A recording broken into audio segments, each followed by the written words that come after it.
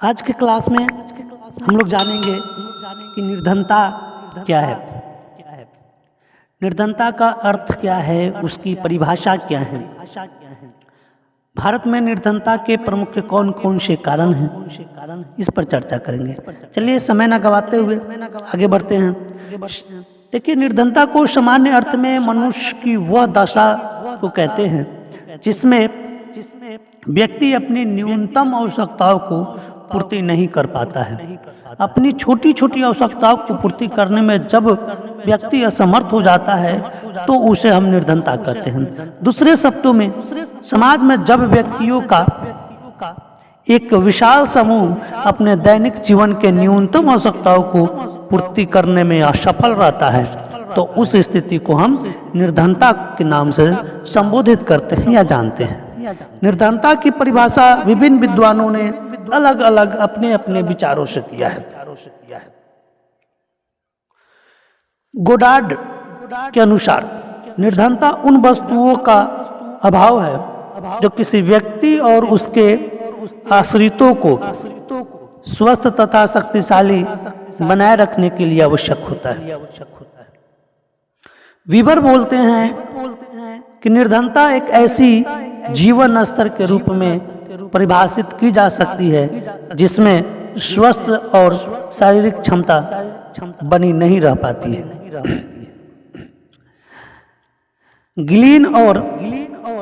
Green के अनुसार निर्धनता वह दशा है जिसमें व्यक्ति पर्याप्त आय या अविवेकपूर्ण व्यय के कारण अपने जीवन स्तर को इतना ऊंचा रखने में असमर्थ हो जाता है कि उसकी शारीरिक मानसिक कुशलता बनी रहे और ना कि वह व्यक्ति तथा उसके श्रमिक आश्रित उस समाज द्वारा जिसका कि वह सदस्य है निश्चित स्तर के अनुसार उपयोगी ढंग से कार्य कर पाते हैं। एडम के अनुसार मनुष्य की दरिद्रता तथा धनाढ़ता को मानव जीवन की आवश्यकता वस्तुओं आराम व मनोरंजन के साधनों को प्राप्त मात्र से आंका जा सकता है। उपरोक्त सभी परिभाषाओं से यह स्पष्ट होता है कि निर्धनता वह स्थिति है जिसमें व्यक्ति की आय उसकी तथा उसके आश्रित अर्थात उन पर जो आश्रित व्यक्ति हैं या सदस्य हैं उनकी शारीरिक क्षमता बनाए रखने के लिए न्यूनतम आवश्यकताओं की पूर्ति नहीं की जा रही। भारत में निर्धनता के प्रमुख कौन कौन से कारण हैं, इस पर थोड़ा चर्चा करते हैं। किसी भी देश में निर्धनता के कारण उसी देश में विद्यमान होते हैं। भारत में निर्धनता के प्रमुख कारणों का विवरण निम्नलिखित है। निर्धनता के व्यक्तिगत कारण। निर्धनता के कुछ कारण व्यक्ति की अपनी विशेषताओं और गुणों पर निर्भर करते हैं। ये कारण इस प्रकार हो सकते हैं। पहला, शारीरिक अपंगता। जो व्यक्ति लंगड़े, लूले, बहरे तथा अंधे होते हैं वे किसी कार्य को ठीक प्रकार से नहीं कर पाते हैं और इस प्रकार उनकी आय दिन प्रतिदिन कम होती चली जाती है। अपंग होने के कारण ऐसे व्यक्ति कोई विशेष कार्य भी नहीं कर सकते। दूसरा, आलस्य तथा काहिली। कुछ व्यक्ति जन्मजात आलसी होते हैं, वे काम मिलने पर भी कुछ नहीं करना चाहते हैं। ऐसे व्यक्ति का निर्धन रहना स्वाभाविक ही होता है। तीसरा, बुरे व्यसन यानी बुरी आदत, बुरी लत। शराबखोरी, वेश्यावृत्ति, जुआ खेलना, सट्टा लगाना इत्यादि अत्यधिक घातक व्यसन है जो परिवार को निर्धनता के गर्त में लेके चली जाती है। जो धन्य मूल्य आवश्यकताओं पर खर्च होनी चाहिए वो उपयुक्त व्यसनों पर खर्च होने लगती है। चौथा है बीमारी। अस्वस्थ व्यक्ति कोई काम नहीं कर सकता तथा अपने रोग को ठीक करने में व्यय अधिक कर देता है। इस प्रकार उसकी आय को दिन प्रतिदिन कम होती चली जाती है और व्यय बढ़ता जाता है। अन्य में वह निर्धनता से ग्रसित हो जाता है। भारत में स्वास्थ्य का स्तर निम्न है, अतः निम्न आर्थिक वर्ग के व्यक्ति प्रायः विभिन्न रोगों के शिकार हो जाते हैं और इससे निर्धनता के चंगुल में फंस जाते हैं। पांचवा, निरक्षरता। निरक्षर व्यक्ति अपने किसी व्यवसाय को कुशलता से नहीं कर पाता है। शिक्षा व्यक्ति की कार्य क्षमता में वृद्धि करता है। निरक्षर व्यक्ति कुशलता पूर्वक काम न करने के कारण अधिक धन नहीं कमा पाता है और न आय बढ़ाने के साधनों पर विचार कर पाता है। छठा, अपव्यय की प्रवृत्ति। निर्धनता का एक व्यक्तिगत कारण भी है। कुछ व्यक्ति अपनी आय से अधिक खर्च करने के अभ्यस्त होते हैं। वे मूल आवश्यकताओं की वस्तुओं पर खर्च न करके फैशन व शान शौकत की वस्तुओं पर अधिक खर्च करते हैं। इस प्रकार आमदनी से अधिक खर्च कर देने पर परिवार निर्धनता का शिकार हो जाता है। 7, मानसिक दोष। यदि व्यक्ति मानसिक रूप से रोगी है तो उसके पास जीवन यापन का कोई साधन नहीं होगा और वह धन के अभाव में निर्धन कहा जाएगा। 8वां, कमाने वाले व्यक्ति की मृत्यु। किसी एक परिवार में जब किसी कमाने वाले व्यक्ति की मृत्यु हो जाती है तो समस्त परिवार निर्धनता में डूब जाते हैं। ये निर्धन होने के कुछ कारण भारतीय कारण और कुछ निर्धनता के सामाजिक कारण भी होते हैं। अब सामाजिक पक्ष पर कुछ चर्चा करते हैं। निर्धनता के लिए निम्नलिखित सामाजिक कारण उत्तरदायी होते हैं। पहला, कर्म कांडों पर धन का व्यय करना। आज भी भारत में लगभग 75% जनसंख्या अंधविश्वासों और परंपरागत कर्म कांडों पर धन को खर्च करते हैं। विभिन्न संस्कार एवं उत्सवों आदि पर वो कर्ज लेकर भी पैसे खर्च करते हैं। इस प्रकार का अपव्यय इन्हें निर्धन बना देता है। दूसरा है गंदी बस्तियां।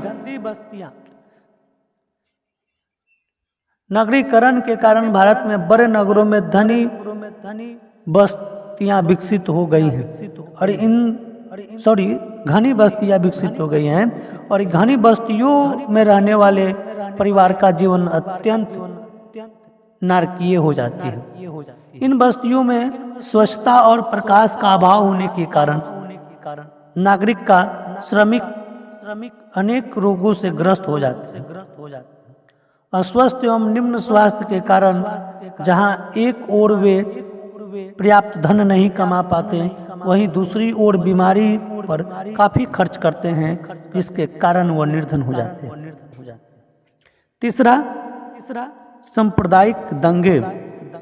दुर्भाग्य का विषय है कि भारत में समय समय पर स्थानीय तथा व्यापक स्तर पर सांप्रदायिक दंगे होते रहते हैं और इन दंगों के समय लूटपाट, आगजनी जैसी विध्वंसकारी घटनाएं होती रहती है और इसके अतिरिक्त कानून की व्यवस्था बनाए रखने के लिए प्रशासन द्वारा कर्फ्यू लगा दिया जाता है और इस स्थिति में समस्त उत्पादन कार्य एवं व्यापारिक व्यवस्थाएं स्थगित हो जाती है, ठप हो जाती है और ये समस्त कारण गरीबी बढ़ने में उत्तरदायी है। बाह्य आडंबर और शान शौकत। जब किसी परिवार के सदस्य शान शौकत, फैशन तथा बाह्य आडंबरों से ग्रसित हो जाते हैं, तब उनमें खर्च करने की योजना अपव्यतीत हो जाती है और आवश्यक वस्तुओं पर होने वाले व्यय को वो फिजूल की बातों पर खर्च करना शुरू करते हैं। इसके फलस्वरूप बाद में यह परिवार भी निर्धन की श्रेणी में चला जाता है। पांचवा, दोषपूर्ण शिक्षा प्रणाली। हमारे भारत की शिक्षा प्रणाली सिद्धांतिक और पुस्तकीय है, सैद्धांतिक और पुस्तकीय है। ये इसमें छात्रों में व्यवहारिक जीवन में प्रवेश करने की क्षमता का विकास नहीं हो पाता है। व्यवहारिक शिक्षा पर कभी भी या अभी तक बल नहीं दिया जाता है। बड़ी बड़ी डिग्रियां प्राप्त करने के पश्चात भी विद्यार्थी बेकार भटकते रहते हैं। यह बेकारी भी निर्धनता के प्रमुख कारणों में से एक है। छठा है युद्ध। बाह्य आक्रमण के कारण देश में आर्थिक स्थिति कमजोर हो जाती है और राष्ट्र में आर्थिक साधन युद्ध सामग्री तैयार करने में लगा दी जाती है और जन कल्याण कार्य रोक दी जाती है। स्वतंत्रता के पश्चात भारत को एक बार चीन तथा 2 बार पाकिस्तान आक्रमणों का सामना करना पड़ा, जिसमें राष्ट्र की आर्थिक स्थिति पर बुरा प्रभाव पड़ा और कारखानों पर बम गिर जाने से अनेक कारखाने नष्ट हो गए। इस प्रकार युद्ध भी निर्धनता को जन्म देती है तथा निर्धनता के कुछ आर्थिक कारण भी होते हैं। उद्योग की पिछड़ी दशा। हमारे देश में औद्योगिक विकास अभी भी पिछड़ा हुआ है। वास्तव में औद्योगिक विकास देश को उन्नत एवं समृद्धिशील बनाता है, परंतु हमारे देश में औद्योगिकरण हमारी सामाजिक परिस्थितियों के अनुरूप नहीं हुआ है। ग्रामीण क्षेत्रों में इस ओर कोई ध्यान नहीं दिया गया, जिसके कारण ग्रामवासी आज भी निर्धन है। दूसरा है पूंजी का दोषपूर्ण संचय। वैसे तो ग्रामीण किसान इतना निर्धन है कि वह पूंजी का संचय नहीं कर पाता, परंतु यदि वह किसी प्रकार कुछ पैसे बचा भी लेता है तो उनके आभूषण बनवाकर जमीन में गाड़ देते हैं। आभूषण बनवाकर रखने की प्रवृत्ति अमीरों में भी पाई जाती है। इस प्रकार जिस धन को उत्पादन कार्यों में लगाना चाहिए वह अनुत्पादन कार्यों में लगाकर संचित कर दिया जाता है। इसी कारण देश का औद्योगिक विकास नहीं हो पाता है। खेती का पिछड़ापन ये भी प्रमुख कारण है। हमारे देश में एक कृषि प्रधानता देश मानी जाती है। यहाँ के लगभग 70% जनता कृषि पर निर्भर करती है, परंतु यह हमारे देश के लिए दुर्भाग्य का विषय है कि यहाँ कृषि की हालत बहुत ही पिछड़ी हुई है। हमारी कृषि मुख्यतः वर्षा पर निर्भर करती है। जिस वर्ष वर्षा नहीं होती है फसल पूर्णतः सूख जाती है। खेती करने के ढंग अभी भी पौराणिक है तथा अवैज्ञानिक है। कृषि की यह पिछड़ा दशा हमारे देश के लिए पिछड़ेपन का और गरीबी के लिए प्रमुख उत्तरदायित्व से एक होता है। चौथा, परिवहन तथा संचार के साधनों का असमान वितरण। हमारे देश में परिवहन और संचार के साधनों का असमान वितरण है। नगर में जितनी यातायात की सुविधाएं हैं उतनी गांव में नहीं। अनेक गांव पक्की सड़कों के अभाव के कारण नगरों से पूर्णतः पृथक हो गए हैं। अतः ग्रामीण अपनी उपज को पूरे मूल्य पर नहीं बेच पाते। प्राकृतिक साधनों का उपयोग न किया जाना।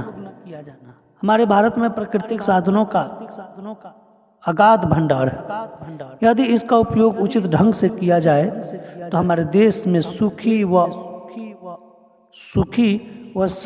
संपन्नता उत्पन्न हो सकती है। सुखी संपन्नता मतलब खुश। परंतु कभी तक उनकी उचित ढंग से उपयोग नहीं किया गया है और कब तक किया जाएगा। रूढ़िवादिता एवं नवीन मूल्यों की तीव्रता से न अपनी समस्याओं को दूर कर पाए हैं, न अपनाने की इन साधनों को, नवीन साधनों को अपनाने की प्रवृत्ति के कारण प्राकृतिक साधनों का उपयोग भी न पूर्ण रूप से हो पाई।